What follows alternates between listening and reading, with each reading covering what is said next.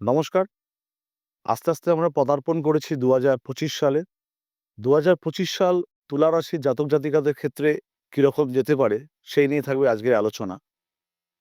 প্রত্যেকেই একটা অধীর আগ্রহে অপেক্ষা করেন যে নতুন বছর আমার কিরকম যেতে পারে।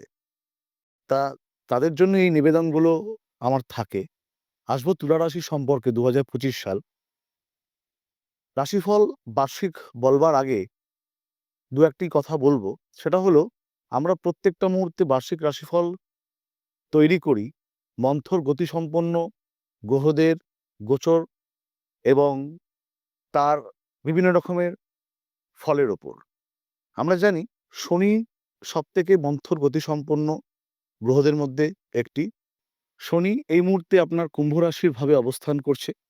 আগামী ২৯শে মার্চ শনি কুম্ভ রাশি ত্যাগ করে মীন রাশিতে প্রবেশ করবে দীর্ঘ ২.৫ বছরের জন্য। পূর্ব ভাদ্রপদ নক্ষত্র প্রাপ্ত হয়েছে। ২৮শে এপ্রিল শনি পূর্ব ভাদ্রপদ নক্ষত্র থেকে উত্তর ভাদ্রপদ নক্ষত্রে প্রবেশ করবে।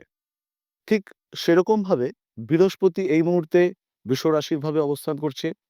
আগামী ১৪ই মে বৃহস্পতি বৃষ রাশি ত্যাগ করে মিথুন রাশির ভাবে অবস্থান করবে। রাহু মীন রাশি থেকে কুম্ভ রাশির ভাবে অবস্থান করবে ১৮ই মে থেকে এবং কেতু কন্যা রাশি থেকে আপনার সিংহ রাশিতে অবস্থান করবে ১৮ই মে থেকে। প্রত্যেকটি রাশিফল বলবার আগে আরেকটি গুরুত্বপূর্ণ তথ্য আপনাদের দিয়ে রাখবো। যেহেতু ২০২৫ মঙ্গলের বছর বলে আমরা নির্ধারণ করেছি কারণ সংখ্যাতত্ত্ব অনুযায়ী ২০২৫ হলো মঙ্গলের বছর। এই ২০২৫ সালের আপ টু অক্টোবর মাস পর্যন্ত মঙ্গলের অবস্থান কিন্তু রাশিচক্রে একেবারেই শুভ নয়। এই মুহূর্তে মঙ্গল কর্কট রাশির ভাবে নিচস্থ অবস্থান। ২১শে জানুয়ারি থেকে মঙ্গল পুনরায় মিথুন রাশির ভাবে অবস্থান করবে। আবার এপ্রিল মাস থেকে মঙ্গল কর্কট রাশির ভাবে অবস্থান করবে। এভাবে মঙ্গল কর্কট রাশি, সিংহ রাশি, কন্যা রাশি এবং তুলা রাশি যতক্ষণ না বৃশ্চিক রাশির সাপেক্ষে মঙ্গল আসছে ততক্ষণ কিন্তু প্রত্যেকটি রাশির জন্য কিন্তু অত্যন্ত নেতিবাচক দিক এবং ভারতবর্ষের প্রত্যেকটি ক্ষেত্রে কিন্তু মঙ্গলের কিন্তু একটি নেতিবাচক প্রভাব থাকবে। আমরা জানি মঙ্গল যেহেতু সেনাপতিকারক গ্রহ, একটা চূড়ান্ত অস্থিরতা, বিভিন্ন রকমের সেনাবাহিনীর অস্থিরতা এবং আন্তর্জাতিক একটা অস্থিরতা কিন্তু থাকবে এবং নিজের রাশিচক্রে মঙ্গল কি অবস্থায় আছে সেটা কিন্তু অবশ্যই কিন্তু প্রাধান্য দেওয়া কিন্তু ২০২৫ সালের জন্য উচিত। কারণ অক্টোবর মাস পর্যন্ত কিন্তু মঙ্গলের অবস্থান অত্যন্ত নেতিবাচক। বিশেষ করে কন্যা রাশির ভাবে যখন মঙ্গল প্রবেশ করবে, সমসপ্তম দৃষ্ট বিনিময় হবে শনির সাথে। মীন রাশির সাপেক্ষে যখন কন্যা রাশির সমসপ্তম দৃষ্ট বিনিময় হবে, চূড়ান্ত অর্থক্ষয়, বিভিন্ন রকমের সামাজিক অবক্ষয় কিন্তু আসতে চলেছে ২০২৫ সালের জন্য। তুলা রাশির সাপেক্ষে ২০২৫ সালের ২৯শে মার্চের পর শনি যখন ষষ্ঠভাবে অবস্থান করবে, বিভিন্ন রকমের শারীরিক বিড়ম্বনা, মানসিক বিড়ম্বনা এবং শত্রু দ্বারা নিপীড়ন কিন্তু তুলা রাশির জাতক-জাতিকাদের কিন্তু আসতে চলেছে। সেই বিষয়ে সাবধানতা অবলম্বন করার প্রয়োজন আছে। বৃহস্পতি আপনাদের রাশি সাপেক্ষে এই মুহূর্তে অষ্টমভাবে অবস্থান করছে। যখন বৃহস্পতি ১৪ই মের পর যখন মিথুন রাশির ভাবে অবস্থান করবে, আপনাদের ভাগ্যভাবে যখন গোচরে বৃহস্পতির অবস্থান করবে, তুলা রাশির জাতক-জাতিকাদের জন্য অত্যন্ত ভাগ্যের সমুদয় উন্নতি হবে। বিভিন্ন রকমের ভালো খবর, বিভিন্ন রকমের ভাগ্যের সহায়তা আপনারা কিন্তু ১৪ই মের পর থেকে কিন্তু পাবেন। যাদের কোনো রকমের ব্যবসায়িক সফলতা আসছিল না, কর্মক্ষেত্রে যাদের পদোন্নতি আটকে গিয়েছিল, ১৪ই মের পর থেকে কিন্তু তুলা রাশির জাতক-জাতিকাদের ক্ষেত্রে বৃহস্পতির একটি সফল আধিক্য থাকবে এবং বিভিন্ন রকমের যাদের বিবাহিত জীবন সংঘটিত হচ্ছিল না, ১৪ই মের পরে কিন্তু একটি অত্যন্ত শুভ সময়। বিভিন্ন রকমের বাড়ি, ঘর, গৃহ, যান লাভ ১৪ই মে অর্থাৎ তুলা রাশির সাপেক্ষে যে সকল জাতক-জাতিকারা আছেন, ১৪ই মের পর আপনাদের কিন্তু অত্যন্ত ভালো সময় বৃহস্পতির প্রভাব থেকে কিন্তু আপনারা পেতে চলেছেন। সন্তানের থেকে আপনারা নানাবিধ সফলতা পাবেন। বিভিন্ন রকমের মান-সম্মান এই সপ্তাহে এই সময় কিন্তু আপনাদের বৃদ্ধি পেতে পারে। রাহু আপনাদের রাশি সাপেক্ষে এই মুহূর্তে ষষ্ঠভাবে অবস্থান করছে। যখন 18ই মের পর রাহু যখন আপনাদের রাশি সাপেক্ষে পঞ্চমভাবে আসবে, তখন কিছুটা মানসিক বিড়ম্বনা কিন্তু বৃদ্ধি হবে। কিছু ভুল সিদ্ধান্ত, কিছু অযাচিত ঝামেলা, কলহ আপনাদের জীবনে কিন্তু আসতে পারে। তুলা রাশির সাপেক্ষে রাহু এই মুহূর্তে ষষ্ঠভাবে অবস্থান। যখনই 18ই মের পর রাহু যখন পঞ্চমভাবে অবস্থান করবে কুম্ভ রাশির ভাবে, তখন কিন্তু আরো মানসিক বিড়ম্বনা কিন্তু বৃদ্ধি পাবে। কিছু সম্পর্ক সেগুলো আরো অবনতির দিকে যেতে পারে। বিভিন্ন রকমের মান-সম্মান কিংবা ভুল সিদ্ধান্তের ব্রতী হয়ে অনেক ক্ষয়ক্ষতির সম্মুখীন কিন্তু আপনারা হতে পারেন। সুতরাং রাহু কিন্তু আপনাদের ২০২৫ সালে খুব একটা শুভ ফল দিতে পারবে না কোনো মতেই। ঠিক উল্টোভাবে কেতু আপনাদের রাশির এই মুহূর্তে দ্বাদশভাবে অবস্থান করছে। কেতু 18ই মের পর যখন আপনাদের রাশির একাদশভাবে অবস্থান করবে, তখন কিন্তু কিছু অর্থনৈতিক সফলতা কিন্তু তুলা রাশির জাতক-জাতিকা পেতে চলেছেন। কারণ আমরা একটি কথা আছে, একাদশে কেতু অর্থের সেতু।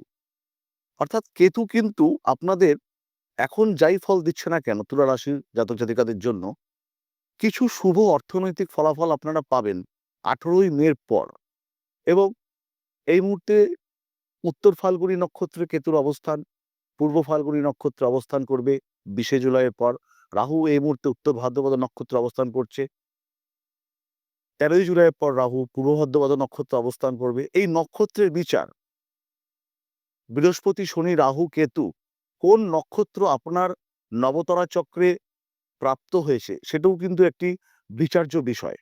কারণ আমরা জানি কোনো গ্রহ যখন আপনার নবতারা চক্রে শুভ নক্ষত্র সম্পদ, মিত্র এবং অতিমিত্র নক্ষত্র প্রাপ্ত হয়, তখন আমরা কিন্তু বিভিন্ন রকমের শুভাতিশুভ ফলগুলো কিন্তু পেয়ে থাকি। আর যদি কোনো রকমের অশুভ নক্ষত্র প্রাপ্ত হয়, বিশেষ করে শনি, রাহু, বৃহস্পতি, কেতু, তাহলে কিন্তু আমরা কোনোভাবেই কিন্তু সুফল পাবো না। এর সাথে দেখতে হবে তুলা রাশির জাতক-জাতিকাদের ক্ষেত্রে আপনাদের যে দশা অন্তর্দশা চলছে, সেগুলো আপনাদের অনুকূলে এই মুহূর্তে আসে কিনা? কারণ দশা অন্তর্দশা যদি আপনাদের ফরে না থাকে, অনুকূলে না থাকে, তাহলে কিন্তু কোনোভাবেই কিন্তু আপনারা কোনো সফলতা কিন্তু পাবেন না।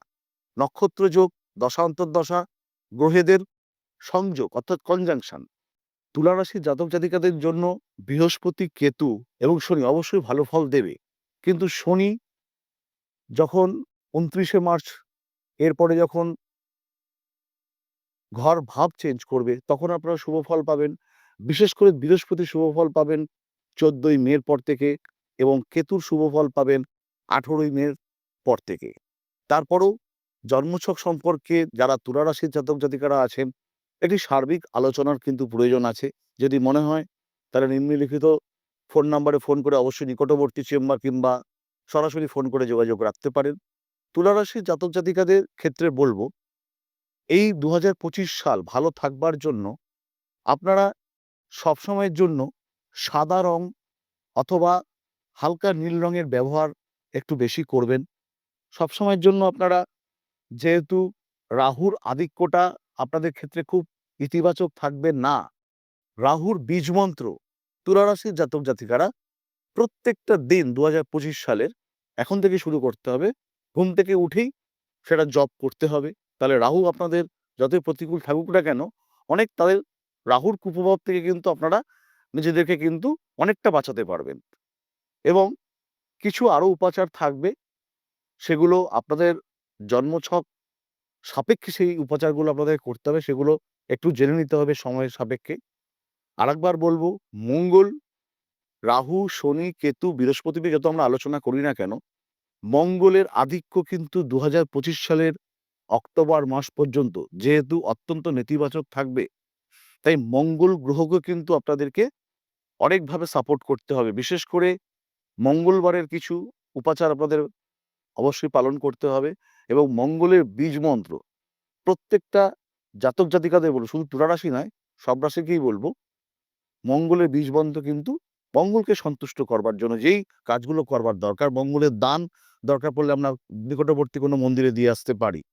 মঙ্গল থেকে কিন্তু এই তুলা রাশির জাতক-জাতিকা এবং দ্বাদশ রাশির জাতক-জাতিকা প্রত্যেককে কিন্তু সাবধান হতে হবে। প্রত্যেকেই ভালো থাকবেন, সুস্থ থাকবেন। প্রয়োজনে যদি কিছু জানবার আগ্রহ থাকে তাহলে অবশ্যই নিম্নলিখিত নাম্বারে যোগাযোগ রাখতে পারেন।